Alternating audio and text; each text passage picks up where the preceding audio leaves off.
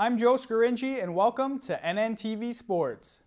Well, last night at the Gatorade Garden City Complex, it looked like the Niagara Ice Dogs were going to skate away with an easy win in Game 3 of their Eastern semifinal with Oshawa. But the Generals showed the Ice Dogs that this isn't round one and they're not the Brampton Battalion.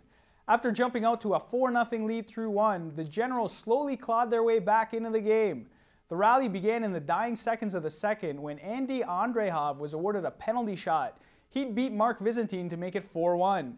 The Gens added 2 goals in the third, but Andrew Agazzino buried an empty netter as the Dogs hung on for a 5-3 win.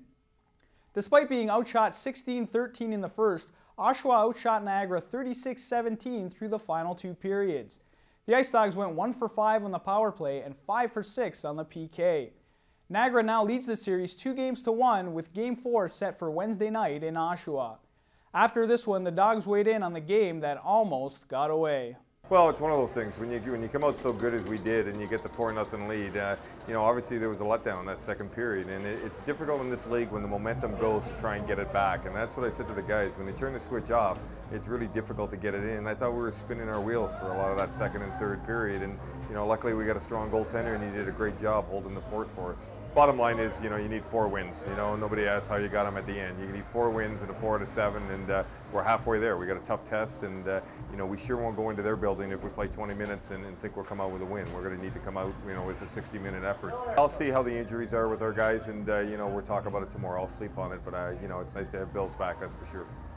Also in the O last night, Owen Sound moved ahead 3-0 in their series with Plymouth after a 4-1 victory in Owen Sound. The Attack will look to close out the series Wednesday on the road. A pair of games are on tonight as Sudbury is in Mississauga and Windsor is in Saginaw. Still with the OHL, the final rankings were released today for the 2011 NHL entry draft, and a pair of Dogs are sitting in the top 10. D-man Dougie Hamilton grabbed the number 4 spot, while center Ryan Strome sits at number 8. Red Deer's Ryan Nugent-Hopkins claimed number 1. The entry draft is scheduled for June 24th and 25th in Minnesota. In college news, a pair of Niagara Knights Hall of Famers are headed to the Provincial Hall.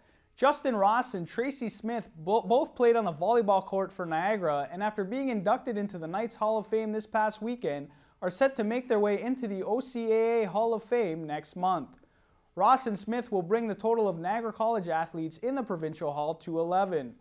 The inductions will take place May 4th in Toronto. Switching to hockey, after claiming the Golden Horseshoe Championship last week, the Niagara Falls Canucks have learned their round-robin opponents for the Sutherland Cup. The Elmira Sugar Kings downed Listowel in 6 games to claim the Midwestern title last weekend, while the Western Crown was won in Game 7 last night as St. Thomas defeated London 3-2 in overtime. The Stars will join the Sugar Kings and Canucks in a round-robin, with each squad playing a home and away with the others. The 2 teams to come out with the best record will battle it out in a best-of-7 for the Sutherland Cup. Last year's Sutherland Cup winners, the LaSalle Vipers, were eliminated in the Western semifinals by London.